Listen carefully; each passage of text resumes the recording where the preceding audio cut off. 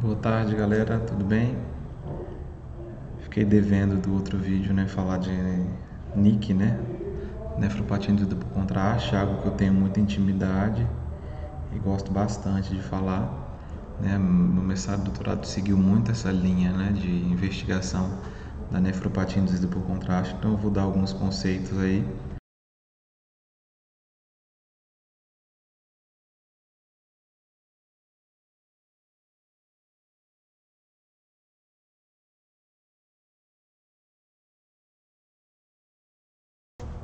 Então, como definição, né, apesar de não ser um consenso, né, universalmente aceito, mas nós temos um consenso, ela acaba sendo definida como uma falência renal aguda, né, que ocorre de 48 a 72 horas após a exposição ao meio de contraste radiológico iodado, tá?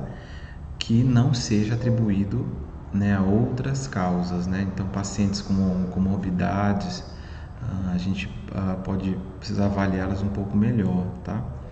Então, é necessário que seja utilizado o meio de contraste iodado, tá? A gente não observa a nefropatia induzida pelo contraste no gadolínio, por exemplo, né? A gente tem outra doença, como a gente já discutiu em outras aulas, tá? Então, basicamente a NIC vai utilizar a dosagem de creatinina sérica, né, no seu diagnóstico, tá?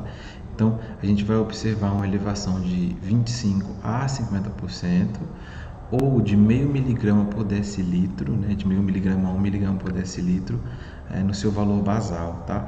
Então, o que os estudos comumente têm dito é que a gente avalia uma dosagem de superior ou igual a 25%, né, na concentração, né, da creatinina, e um valor basal aí em miligramas, né, de meio miligrama, né, a gente já poderia questionar aí se não houve a indução do evento, tá? E não necessariamente o paciente vai evoluir com clínica, tá?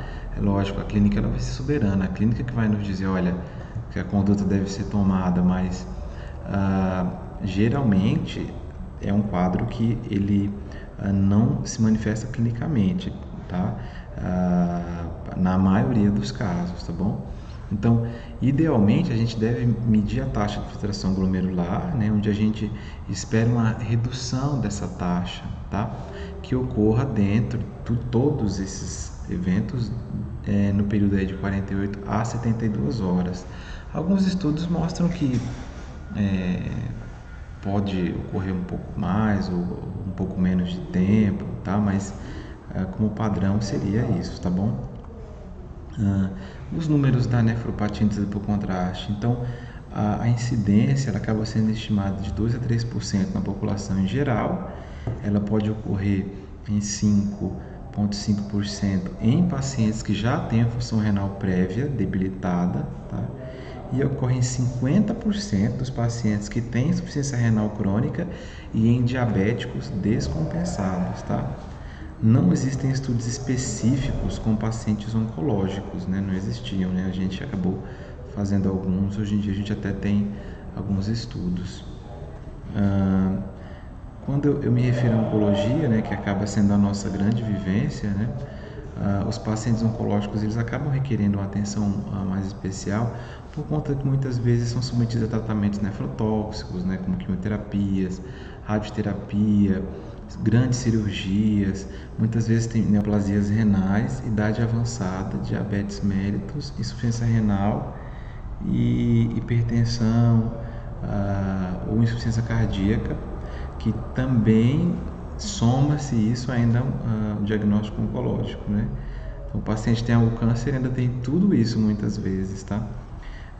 Pesquisas sobre nefropatia por contraste acabam excluindo esses pacientes, então a gente encontrou até uma brecha para poder pesquisar sobre isso, tá?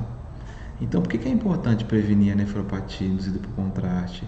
Porque ela é uma condição clínica indesejável, a terceira causa mais comum de insuficiência renal aguda no ambiente hospitalar, olha, a terceira. aumenta o tempo de internação e os custos diretos e indiretos com a saúde e ocorre uma maior incidência de falência renal crônica nesses pacientes que tiveram a falência aguda. Tá? Então, eles terem nefropatia induzida por contraste, há uma probabilidade muito maior deles serem acometidos por uma insuficiência renal crônica futura. Tá? O diagnóstico, essencialmente, dosagem sérica de creatinina, criticada às vezes, né?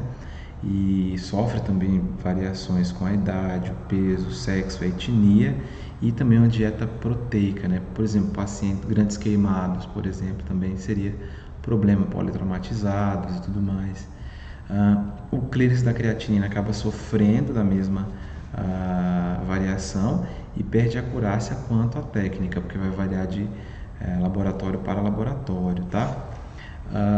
Quando a gente falar do clearance ou de medir a taxa de filtração glomerular, a maneira fiel, né, é feita com a injeção, né, no caso a gente tem o exemplo da inulina, ou de métodos de medicina nuclear, né, como o uso do cromo, EDTA, o iotalomato ou o Tequinese ETPA, tá? Que são caros e exigem aparelhagem sofisticada.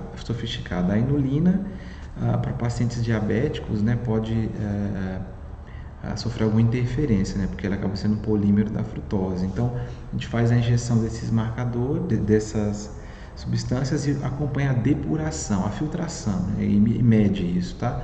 Só que acontece, isso é inviável para rotinas diagnósticas. Então, as sociedades recomendam que nós avaliemos a taxa, só que fazer essa taxa por meio desses métodos é impossível, é inviável. Imagina você pegar uma agenda, sei lá, no meu último serviço a gente atendia 100, 150 pacientes dia na tomo. Como é que você vai fazer um teste nuclear, né, para cada um deles? Então, bem inviável. Então, para isso, existem fórmulas, né, de estimativa, tá? Que eu vou falar um pouquinho depois, ou até em outra aula, ensinando vocês a fazer o cálculo, que é bem fiel, tá? A NKF, né, uma fundação que eu já citei em outros vídeos, padronizou o grau de doença renal. Ela acaba estipulando que a creatinina ela não deve ser usada de maneira isolada para avaliar a função renal, visto que sofre de várias interações, várias interferências, como a gente já falou, que não depende da taxa de fração glomerular, tá? E acaba também sofrendo a secreção tubular e a excreção extra-renal. Então, é um marcador que, por mais que esteja muito utilizado, ela acaba tendo algumas deficiências, tá? Então, os colégios eles acabam concordando que pacientes que tenham um clearance ou um TGF superior a 30 ml por minuto nessa superfície de área corpórea podem receber o meio de contraste iodado e sempre com cautela em relação à dose administrada, tá? E a função renal ela deve ser verificada.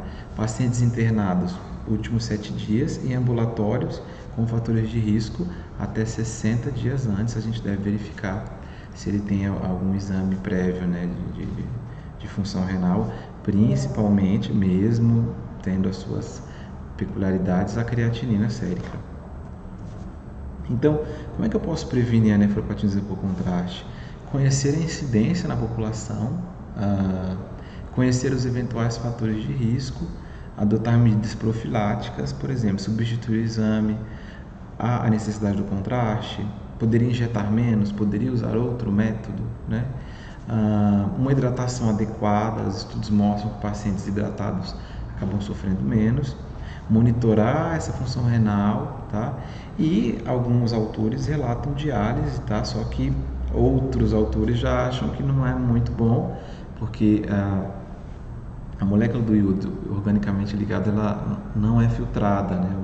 Alguns autores falam, ela acaba não sendo filtrada, né, na diálise. Então, alguns cuidados, né, que seriam recomendados: uma hidratação adequada antes e após o exame, tá? Essa questão do jejum, alguns serviços têm abolido, outros mantido. O que a gente sabe é que para exames em geral, rotinas, o jejum ele acaba sendo dispensado, né? Então, dependendo do seu serviço, da sua população, você pode avaliar ou um jejum de 4 horas ou um jejum de 30 minutos a 1 hora antes, né, do exame, tá? E incentivar a ingestão de líquidos, tá? O meio de contraste ele deve ser preferencialmente aquecido a 37 graus, porque ele vai ficar menos viscoso, então ele vai ser muito melhor difundido, né, no sistema vascular. O uso de meio de contraste não iônico na dose mínima necessária, tá? E não iônico, e reforço ainda, hipoosmolar, tá? Ao acesso venoso adequado em pacientes de alto risco, né, porque com acesso bom a gente reduz o volume injetado. E a suspensão dos hipoglicemiantes biguanídeos, né, muito conhecidos aí, de Dimefor, Glucoformin, Glifage, a famosa metformina. Geralmente 48 horas após, né?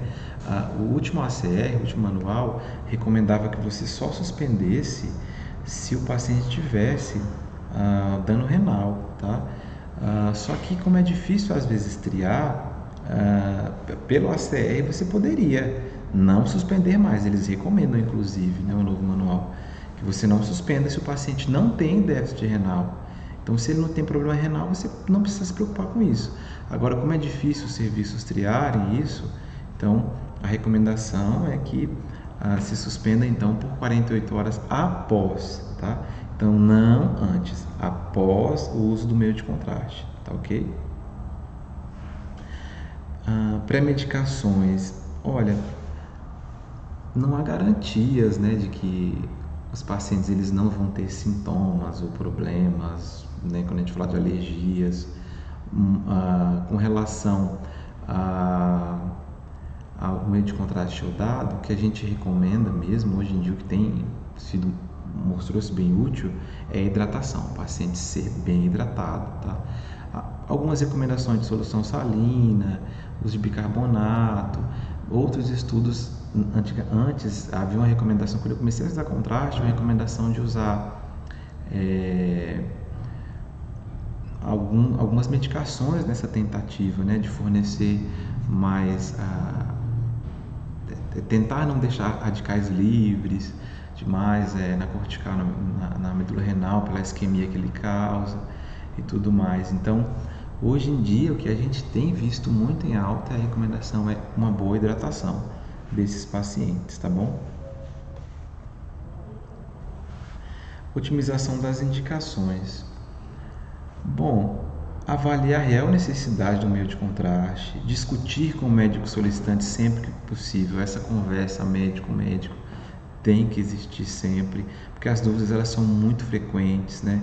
A seleção dos pacientes com relação ao screening, o histórico médico, fatores predisponentes, a avaliação do radiologista, né? Sempre importante, até talvez em considerar outro método, tá? A anamnese, o paciente ele deve ser esclarecido sobre os riscos, né? Sempre deve assinar um termo de consentimento esclarecido, autorizando o uso do meio de contraste iodado.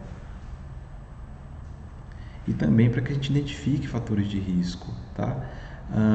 Utilizar, aí quanto à injeção, né? Nós poderíamos indicar, utilizar a menor dose possível, evitar reinjeções em curto intervalo de tempo. Por exemplo, o paciente injetou ontem, vai injetar hoje de novo porque surgiu uma nova suspeita. Ou então injetar de manhã, à tarde injetar de novo. Eu já vi isso acontecer, sabe?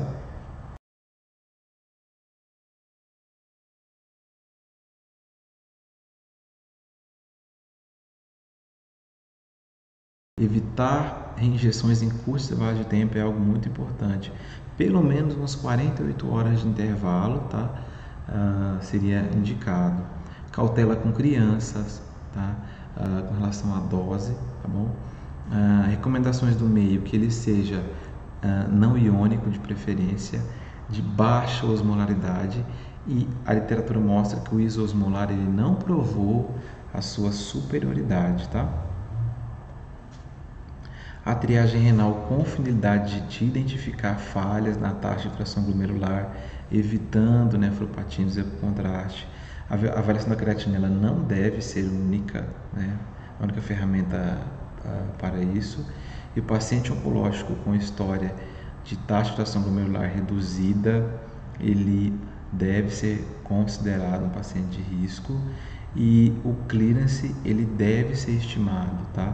E calculado, tá? Em outra aula eu explico, ensino como vocês fazem, podem fazer esse cálculo. Bom, pessoal, é isso aí. Muito obrigado, tá? Depois a gente vai gravar um outro vídeo aí falando de como calcular a taxa, tá? Eu ensino vocês a fazerem isso. Espero que tenham gostado. Não esqueçam de se inscreverem aí no nosso canal e darem o seu like, tá bom? Então, grande abraço aí a todos. Até!